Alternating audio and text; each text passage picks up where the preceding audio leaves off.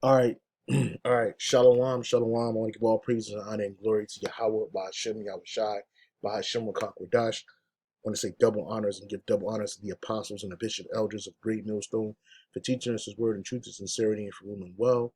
And salutations to the 144,000, the elect across the four corners of the globe, preaching and prophesying in the name of Yahweh, by Hashem, Yahweh Shai, and believing. I'm the brother Gabar Yahweh from GMS Hawaii, coming to you with another quick lesson.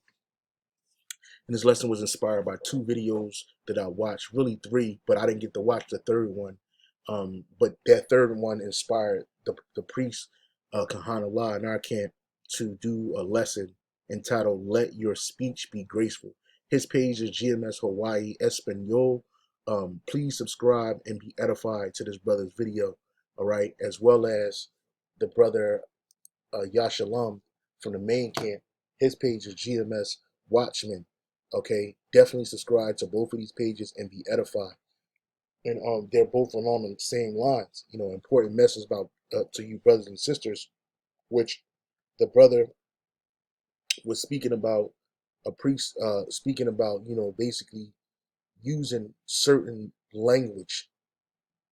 Okay, because that language can have you associated with other groups that are not synonymous with Yahweh Bashim Yahweh Shai.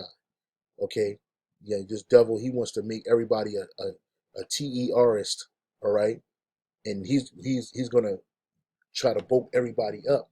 And when you use certain language, that language can be associated with these other groups out there, all right, and we're not associated with any other group out here. We are a truth group, we're a truth group. We believe in Yahweh Bashim Shai, and we believe in the words of Yahweh Bashim Shai. And as a precept, as the scripture says, vengeance is of the Lord, it's not of us.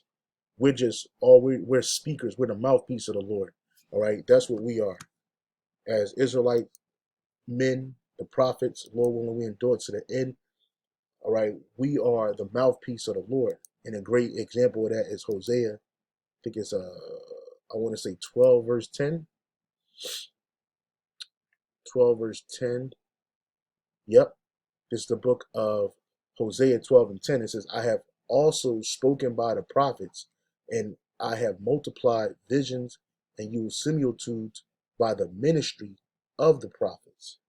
All right. And that's right. The Lord speak by the prophets. All right. He's not going to come down off his throne and talk to you personally. Any of these pastors and these preachers out here in this world, they'll tell you, you know, God came to me and told me, no, he's lying. The Most High didn't come to him and talk to him. The Lord always spoke to his people by the prophets. All right. And what did the prophets speak about? Um, uh,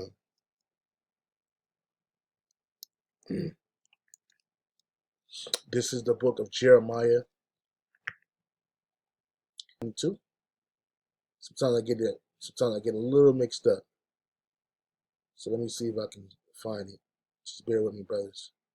It's the book of Jeremiah. Let me see, 28 and 8. Jeremiah. It's the book of Jeremiah, chapter 28.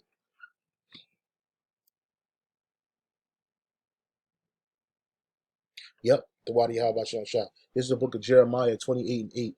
The prophets that have been before me and before thee of old prophesy both against many countries and against great kingdoms of war and of evil and of pestilence. The prophet which prophesied peace, when the word of the prophet shall come to pass, then shall the prophet be known that the Lord Yahweh Bashim Shai truly sent him. All right, let me read that in the NLT.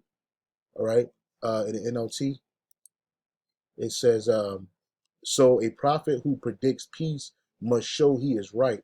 Only when his predictions come true can we know that he is really from the Lord. And that's right, because these pastors, these preachers in the church, they're not preaching the right thing.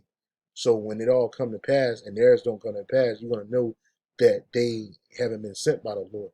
But when we speak of these things, both this war, the pestilence, the evil, and when we do speak of peace, it's pertaining to the children of Israel. When those come to pass, you're going to know that the Lord truly sent us. All right? And that's what we're doing. Going back to the brother Kahan Allah video, let your speech be graceful. Okay? When we going out here when we going out here and preaching this word, all right, when we're going out here preaching this word, what we are doing is we're conveying a message first and foremost to the elect of Israel. That's who this word is directly for. Now we also gotta exalt our voice like a horn unto all the children of Israel. That includes the 2/3, whether they hear it or whether they ignore it, because judgment is coming. All right, judgment is coming. But how when we preach this word, we ought to convey it in a way that not so it can be acceptable, because it's not about that, but we have to be wise. When we're speaking, especially now at this junction where Esau is about to turn his horns against the children of Israel, all right, the true children of Israel, you so-called Negroes, Latinos, Native Americans, all right, we have to really be wise walking out here, and that's why I had used this picture right here. This picture right here. I'm not sure if I, used this picture when I opened up, but I initially meant to use it. We're sheep, okay, and the sheep is docile, is meek, okay. I typed up the qualities of a sheep. Sheep are very gentle animals, and we're one of the first animals to be domesticated.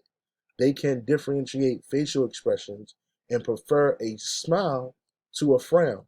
Sheep have excellent, well, that's spiritual too, because we're likening to sheep. And Jake, they like smooth things.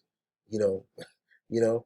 It says sheep have excellent peripheral vision. So that's vision from the side. You got to look and see what's going on around you. That's a part of being circumspect. Sheep have excellent peripheral vision. Their large rectangular pupils allow them to see almost 360 degrees. So you got to constantly, when you look into 360, you looking at around you, you being circumspect. And this is why Yahweh Shai said this in the book of Matthew chapter 10, verse 16. Behold, I send you forth as sheep in the midst of wolves. Be ye therefore wise as serpents and harmless as doves. So when we going out there on the highways and hedges, we got to be both Gentile, soft, gentle plus soft, you know, basically unmenacing, you know. And this is a part of using wisdom, right? Even though the Lord said He's going to make our forehead sharp as hard as flint against what our people, you know, we still, when we go out there speaking and preaching, first of all, we're talking to the camera. We're not making, like the brother Kahan was speaking about in his lesson, about not being directing your speech to anybody in particular, because we all been there, especially when you're young, you coming up in the faith, you're you're like, but you, as you grow, which you should be growing, you start to mature and you start to smoothing out. That rough exterior only comes out when the spirit really needs to come out. It's not a constant thing.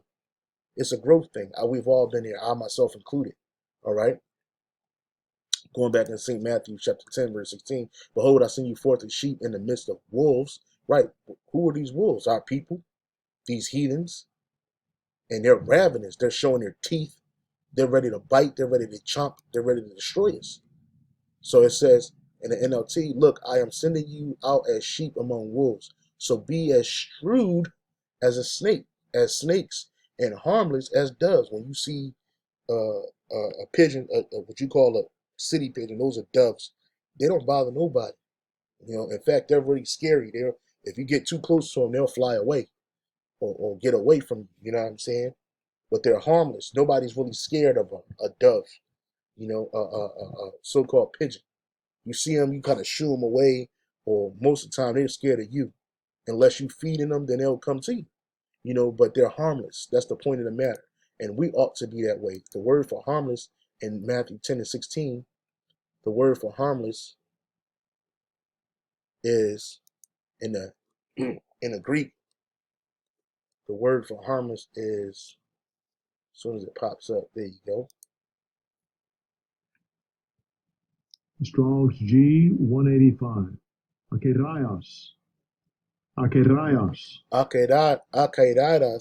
Akeraios is unmixed, pure, mixed with metals, a mind without mixture of evil, free from guile, right? We're not selling you no lies, innocent and simple. And that's what we're to do. right? The scriptures tell us that what to in First Thessalonians 5:22, abstain from all appearance of evil.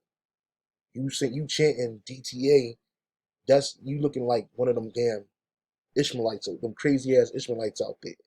If you out there using this crazy speech, directive speech, straight to somebody, you, that's going to draw attention to yourself that you don't need, and it make you look evil. So the Lord told us through Paul what? To abstain from all appearances of evil. In the NLT, it says stay away from every kind of evil, man. Even evil rhetoric, evil speech, because that's going to draw attention to you that you don't need. And as we move in closer, and as we're moving into the time of persecution of the saints, the apostles, the prophets, right, the believers, we have to abstain from any appearance of evil. And this is a part of growth, man. That's all it is growth. Letting your speech be seasoned, which I'm gonna get that one to end the lesson off on that, because when I was speaking to the brother Kahan about his video, that precept came out, and also in his video, he brought it out towards the end. All right, so we being harmless as sheep, harmless as dove, being the Lord sending us forth as sheep amongst wolves, we have to really be mindful of our words and rhetoric. I keep using this word. Let's look at the word rhetoric.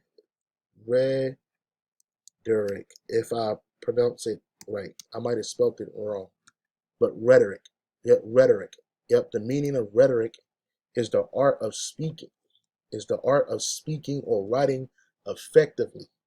So we're using speech that's effective in getting our point across, right? It says of language or speech, right? So when we're out there, we have to be mindful, and we have to refrain from using this speech that's going to make us either look like a whole nother group, look aggressive, and basically using disputing language. Now we can dispute these precepts, and we can do it in a certain way. Jake like to say, "Oh man, if you just come this way, man, they'll hear it." No, they won't. But at the same time, you gotta understand where you at. There's a time and place for everything. In the time we're in right now, we have to be more wiser than we ever have been. From myself to you brothers that are listening and watching and hearing this word, okay? The times that we coming in, we got to use wisdom a whole lot more than we have ever used it. So I'm gonna end it off in the book of Colossians, 44, chapter 4, verse 5 and 6. Right? It says, "Walk in wisdom toward them that are without, redeeming the time."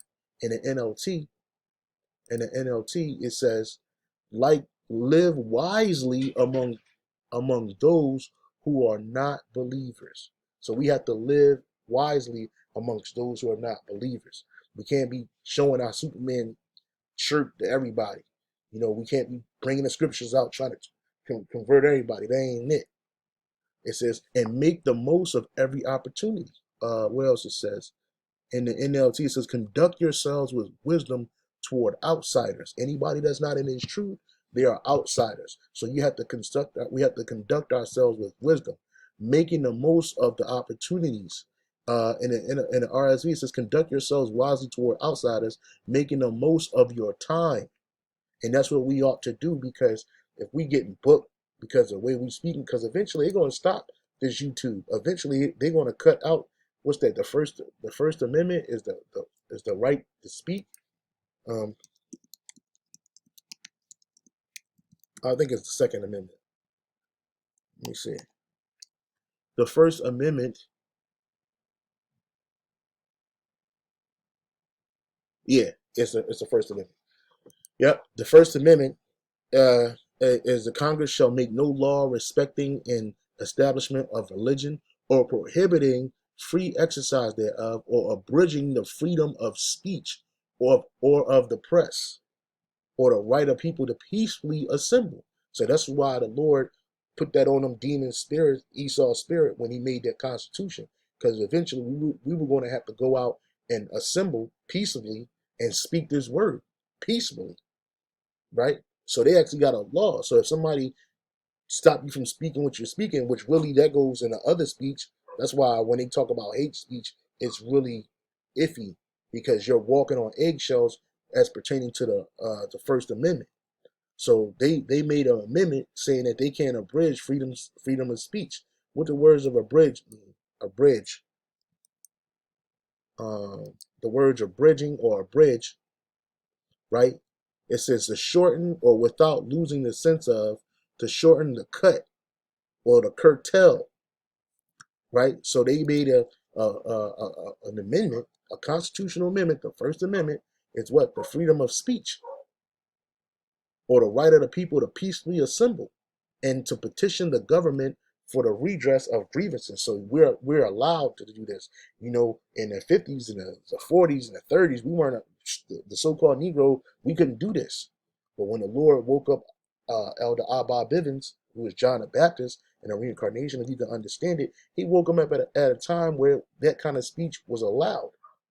You know, he started. Well, he was woke for a while, but he started really pressing the mark in 1969, right? When this place started to go down. And now they weren't hanging Jake for reading the scriptures. They weren't hanging Jake for preaching the truth. All right.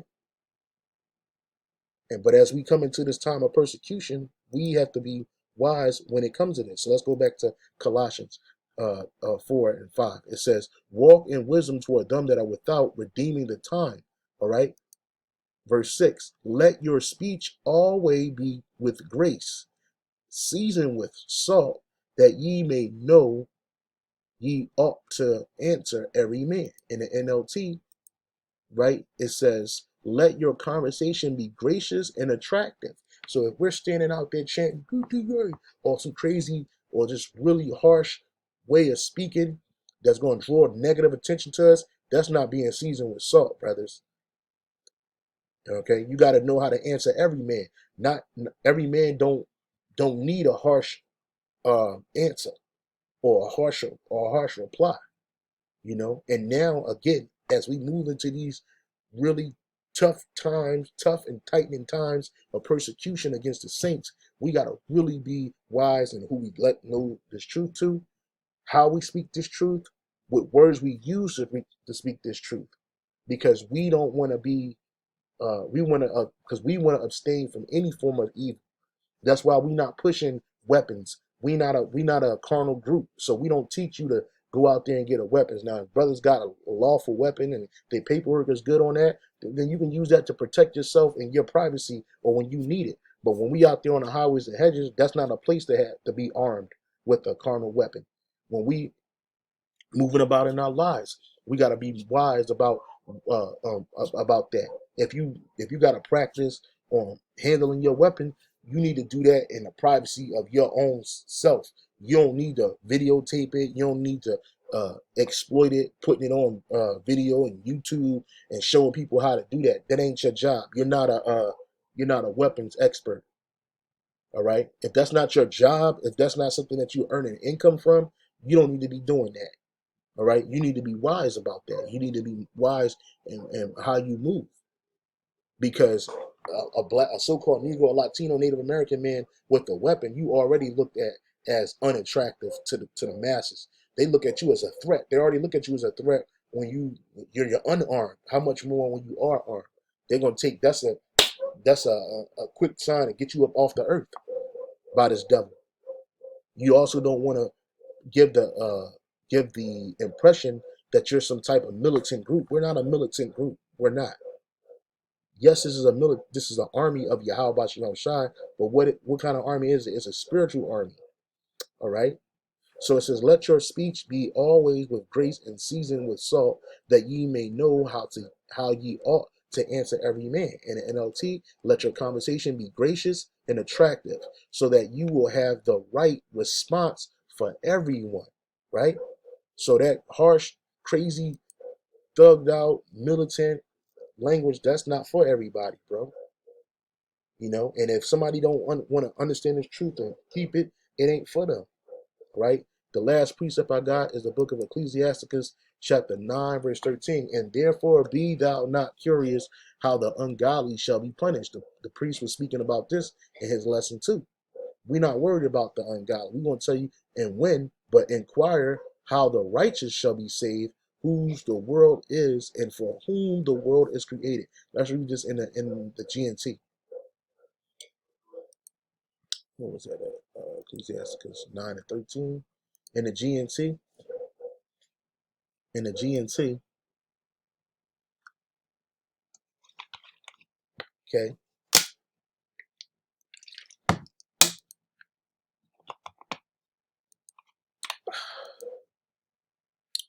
Yep. It's the book of Sirach or Ecclesiasticus, chapter 9, verse 13, in the Good News Translation. Yep.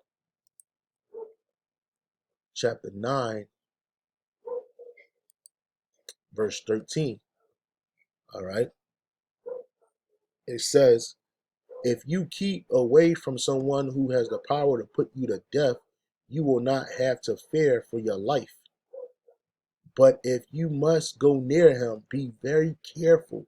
And these devils, they got the power right now. Or he may kill you. Be conscious that you are walking among hidden traps, that you are an easy target, and we are. So you got to be mindful. You got to be conscious. You got to be wise, knowing that we're walking in a world full of traps, among traps, the valley of shadow of death, and that we are easy targets because we're standing out there on the highway hedges, in the public view, in the public eye. We got to be wise, because Esau's going to use anything we say against us, like they say in the law. Anything you say can and will be used against you in a court of law, right? When Yahweh Shai was taken to court, he didn't say anything. He kept his mouth shut, to use some of the things that he did and said to the people against him. But in the end, Pilate couldn't find anything that made him guilty, but he had to be sacrificed. So his story went the way it went. But he was in this life, when he was walking this earth, the last time he was walking this earth, he was innocent of the things that he was being condemned for, right? But nonetheless, he was wise. They said when they brought all these charges against him, he didn't say nothing. He kept his mouth shut, so he was using wisdom. It says, be conscious that ye are walking among hidden traps, that you are an easy target. Get to know the people around you as well as you can, and take advice only from those who are qualified to give it, which is the wise, starting from the apostles, the bishop elders, the brothers on down, the elders. Okay, choose right. I'm sorry, let me read this again. This is Ecclesiasticus chapter 9, verse 14 in the Good New Translations. Get to know the people around you as well as you can, and take advice only from those who are qualified to give it. Engage in conversation with intelligent people. We ain't hanging around stupid people. We ain't dealing with these two-third mindset individuals, these worldly mindset individuals. Let the law of the Most High be the topic of your discussion. Choose righteous people for your dinner companions. Your chief pride should be your fear of the Lord. Yeah, and that's it, man. So, I just wanted to land back off with the brother, the priest, Kahan Allah from my camp did, as well as the priest, Yashalom from GMS Watchman, as well as the elder Manatazak by his video. And I hope you were edified. And again, brothers, make sure that you're using wisdom in these times that we are at, that we're in and coming into, because the time of persecution is at hand, and so we ought to remain wise as serpent and harmless as doves. Okay, so with that, we say shalom and on to the next.